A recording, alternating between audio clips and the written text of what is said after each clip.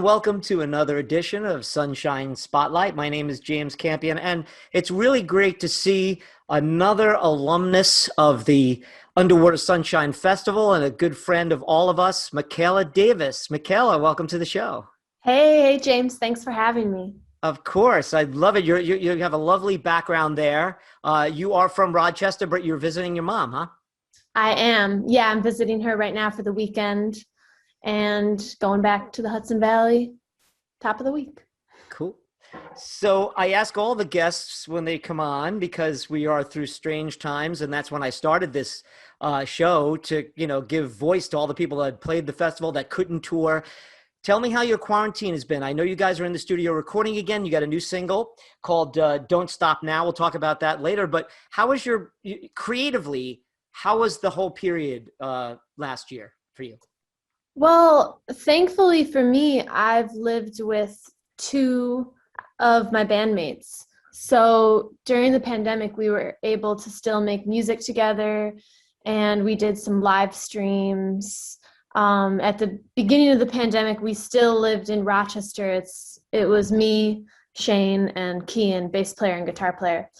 But in the fall, we moved to Hudson Valley area. So we live there now, and we absolutely love it there, especially now that things are opening back up again and we can play shows.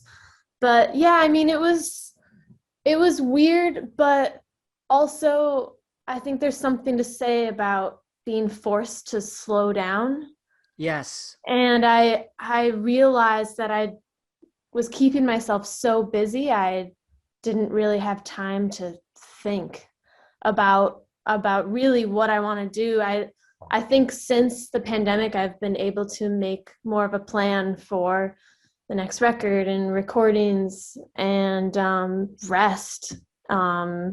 I've definitely become more of a homebody since the pandemic. I used to be out all the time wanting to see people and not miss out on anything, but now I would rather sit home and just chill out.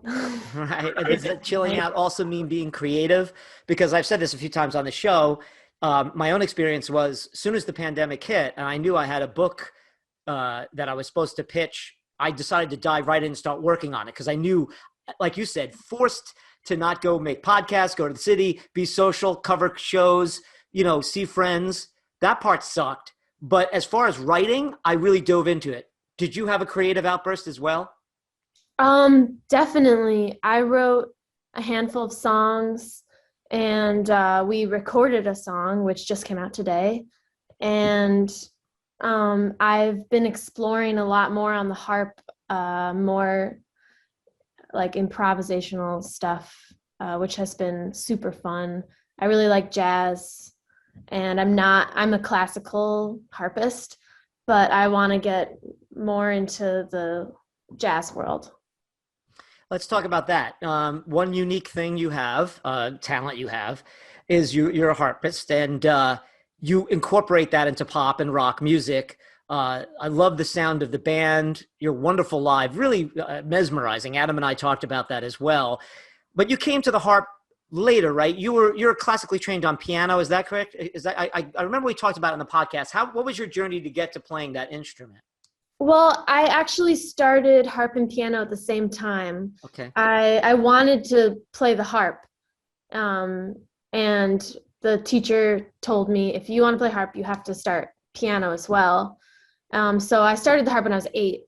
And wow, why the harp? Why did it inspire you at 8?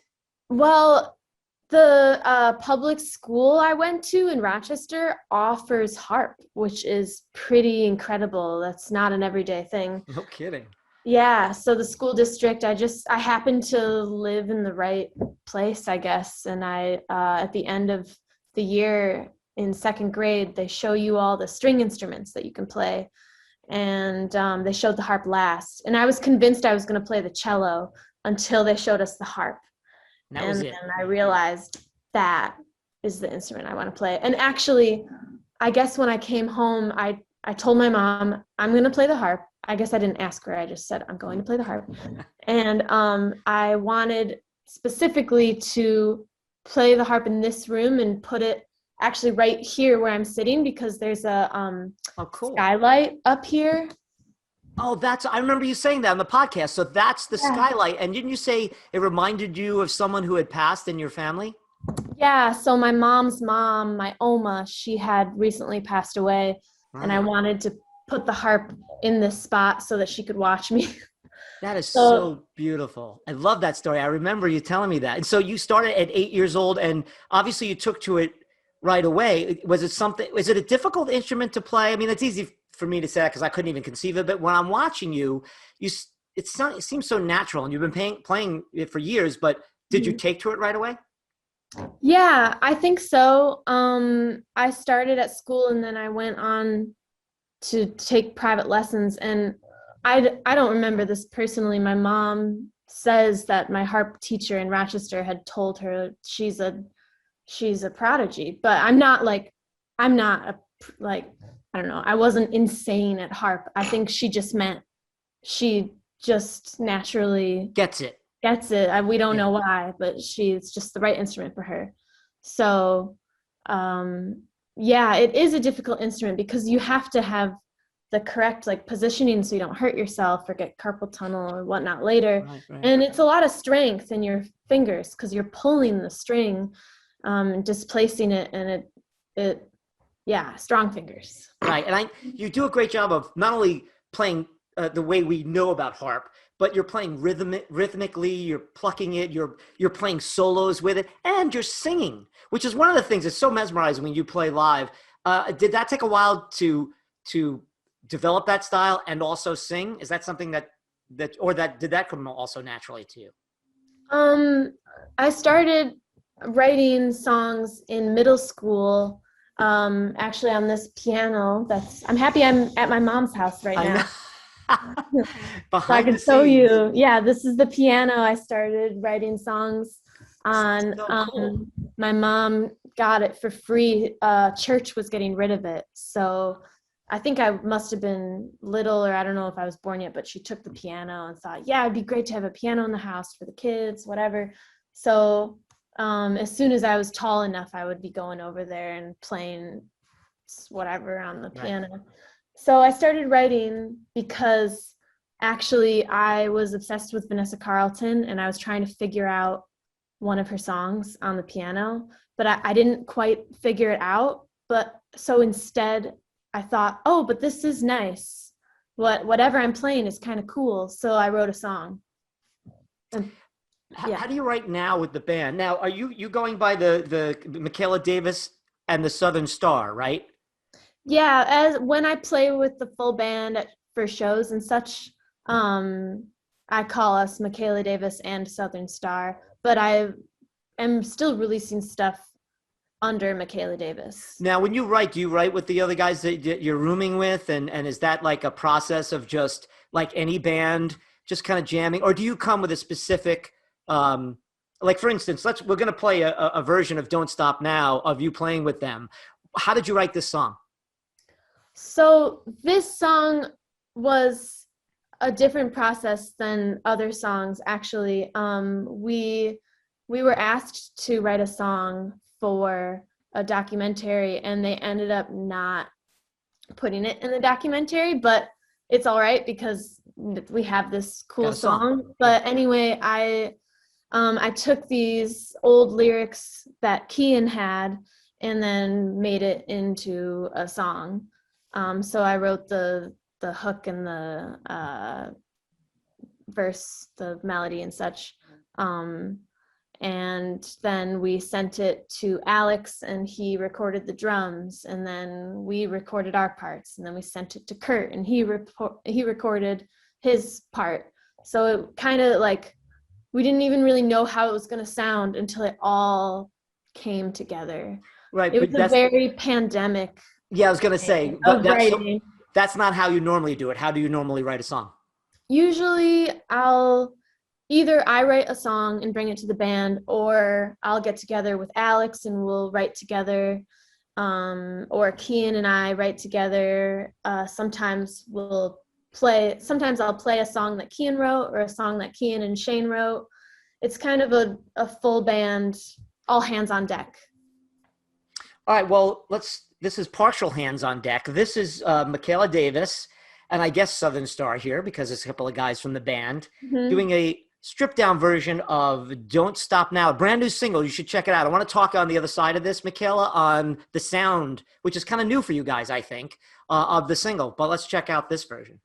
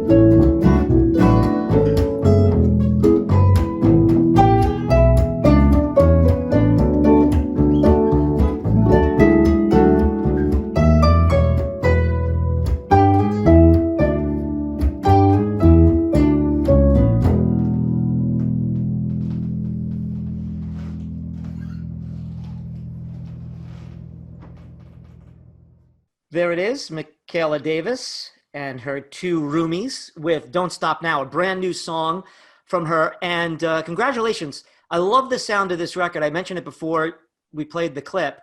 And thank you for recording that just for us. I love that stuff about doing the show. I get to see you guys playing stuff, that nobody else can see, which is great.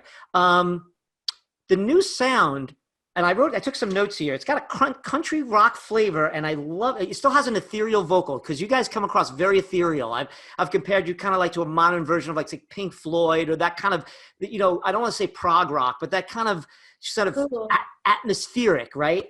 This one has like a real rock flavor, but the harp is incorporated beautifully here on the recording with the guitars. Tell me about this new. Is it because you did it for a documentary, or did you kind of stumble on this new sound? And do you think it's a new sound? Because I hear it that way, because I'm very familiar with your first record. Yeah, I mean, it's definitely what we sound like more as a band now. I feel as though this song is true to our sound, especially since Kurt joined the band, because the last record was just me, Alex, and Shane flew down to Dallas and recorded with John Congleton, and we had session musicians come in and play on it as well. So it wasn't just the band thing. And also John Congleton had like his own touch on it too and helped produce it. Right. Well, by the way, we should say that John's worked with St. Vincent, quite a few really great artists, right? Oh yeah, absolutely. That's why I wanted to work with John, because I just love everything he's done. And the cool thing about John Congleton is you can't really listen to a record and know immediately that he produced it, because he has his touch, but it's not like I'm gonna wipe this with my John Congleton sound. Right, like Todd Rundgren or Prince or something. Totally. Yeah, I know when Todd Rundgren produced Meatloaf. No, oh God, what's the band that has that? You're my supersonic girl. Oh man, that's gonna bug me now. Girl. Oh my God, what is that band called? You're singing this so beautifully. I'll look it up. Yeah, but anyway, I know we're going off topic a little bit here, no, but that's fine. I've heard that when Todd Rundgren produced that record, he was like, "It's my way or the highway, you guys." Right.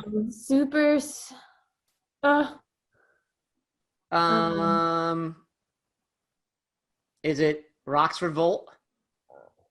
No. Atomic Eddie? I wish Shane was here because he knows. That's funny. I don't know about that. I'm sorry. You know what's funny? Todd Rundgren is from that area. He's from the Hudson Valley, I think, originally. Yeah. He had his own studio up there. Did he have like some kind of studio up there? Look, you're looking it up. I love it. I am. I'm trying to look it up. I couldn't find it. I can't help myself. It's not called Supersonic Girl? It's called Super Girl. That's really super girl. And it's XTC. Oh wow. That's right. He produced the record that has God on it. I think. Yeah, it has that's really super girl and the and Big Day and Dear God. Dear God, yep. Yeah. That's the last song on the track. Yeah, Skylarking, I think is the name of that record. Yep, that's it. Skylarking. Yeah, that's funny. So John did not slather the Todd Rundgren on, and you were able to go in there and work with him on that. But you were getting to a point about the new sound.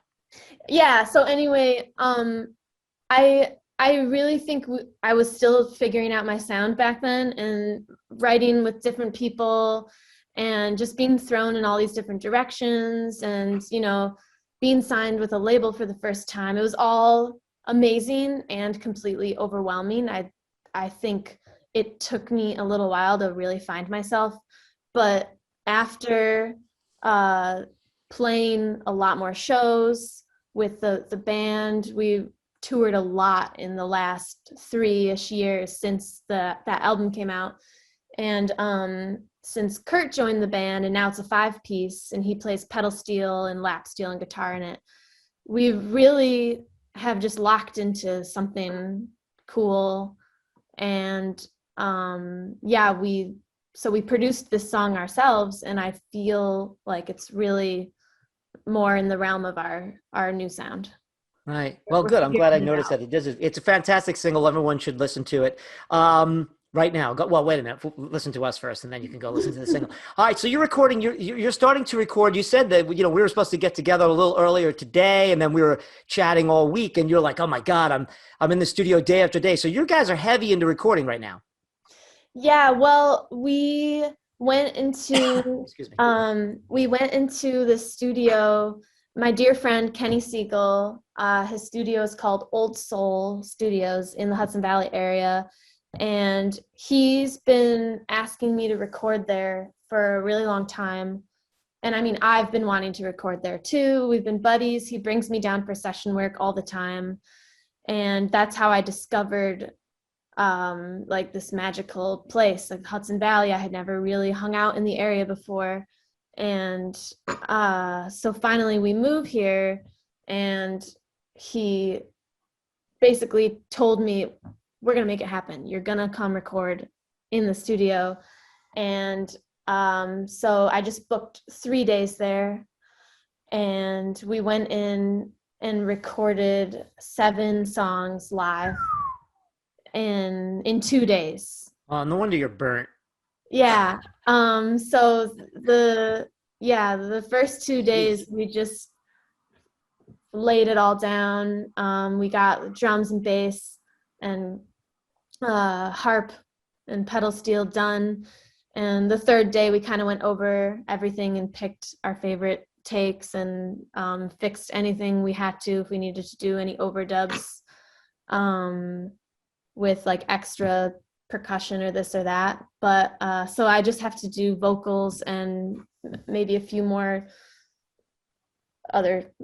things, maybe some extra guitar stuff here and there. But yeah, we were really going hard in the studio. Do you have a name for the record yet in the back of your mind? You're mulling anything you could share? It might be kind of a self-titled thing. Okay. But yeah. Okay. I love to ask that stuff. Yeah. You never know. Yeah, I'm thinking self-titled-ish. Okay. Last thing, well, actually one more thing I want to bring up, which is funny, but the last thing I wanted to ask you is tour. Everybody's getting back to booking shows again, playing locally, going on, national tours, international tours. Do you have you guys, again, a mesmerizing, wonderful band live. Please go to YouTube to check out clips and stuff. Mikaela Davis, these guys are amazing. But what do you think for shows? Well, we are playing shows again, mostly around New York State, because that's where we live. But there's definitely some stuff brewing for the fall. Good. We're playing a festival down in Texas called Utopia Fest that we're really excited about. We've played that fest before a couple of years ago, and it's just such a special place, special people, a really good time. And that's near Austin, Texas. So I think we're gonna tour down and back. Okay. And everywhere in between in the fall time. That'll be in October, but that's still kind of to be determined. We're figuring it out. Okay. Well, we always put the name or your website under there, so check with Mikaela Davis's website. Yep. And check out where they're going to be, and hopefully in New York City, and I'll come see you. All right. The last thing I have to bring up, and I don't know if you know where I'm going with this. So when you played last time you played the Sunshine, the Underwater Sunshine Festival, I think it might've been the last one we did. You guys you backed up another band. It was kind of like a disco set. Do you remember that? Yes. Okay. So at some point I was on the phone with my wife right before you guys did your sound check. And I was chatting with the 2 guys in your band, the 2 guys I think you live with. What are their names again? Shane and Kian. Yeah. Right. So as I'm talking, they're like, "Oh yeah, where's your wife from?" I'm like, or I mentioned she's from Syracuse. So they go, "Yeah, we're from Syracuse." I'm like, "Well, she's not really from Syracuse. She's from this town north of Syracuse." "Oh, that really? We are too. What town?" I said, "Constantia, New York." And they're like, "We're from Constantia." I couldn't believe it. you could throw a baseball through Constantia, New York. I've only known one human being that's lived there, and that's my wife. Well, of course, and her sisters at one point. And these guys are from Constantia. Have you ever been to Constantia, New York, by the way? Oh, yes. Oh, yeah. And by the way, every time we pass the house that she grew up in, right? It's like the octagon. They're always like, and there's the house James' wife grew up in. I swear to God. It's so funny. So yeah, we go there to visit their family, and we'll drive by. I mean, their family lives kind of all around, so sometimes we'll go through Constantia, and it really is a special place. There's something about it there. Yeah, we definitely met, my mother-in-law lived there for years. She passed, and it was tough to give the house up because it's so unique, and it's right on Lake Oneida, which is gorgeous. But every year we still get a place on Lake Oneida and go. So if we happen to be up there at the same time, maybe we could catch up. But that is an amazing story. And thank them both for remembering that. I will. I remember that too. Yeah. It took me a second to see where you were going with that one. But yeah, it's too funny. What a small world. What a totally small world. I mean, what's the chances of me talking to my wife, which I never do at like gigs like that, and then they just asking, or me bringing up she's from Syria. I don't know how that could, but I think of those guys all the time, and whenever I see you guys or something comes up, I always say to Aaron, there's your bros from Constantia. Mikaela, what can I say? It has been an absolute pleasure just seeing your face and hearing your voice. I miss you. I miss all the alumni from the festival. I think you're doing a great job. I love the new song. Thank you so much. Yeah, I miss you too, James. I can't wait till we can all be together again and do the fest, hang out in New York City. You got it. Well, let me know. I will be checking on your website when you'll be in New York, but that is we actually will be in New York. Sorry to interrupt you. No, please. We're going to be in New York July 16th. All right. At Rockwood Music Hall, Stage 2. I think it's a Friday. All right. Tell everyone you know, New York City. Come out. That's perfect. We'll plug that. So the new song is Don't Stop Now. That is Mikaela Davis. Be safe. Be great as always. All right? Yeah. See you next time. This is Sunshine Spotlight. Bye.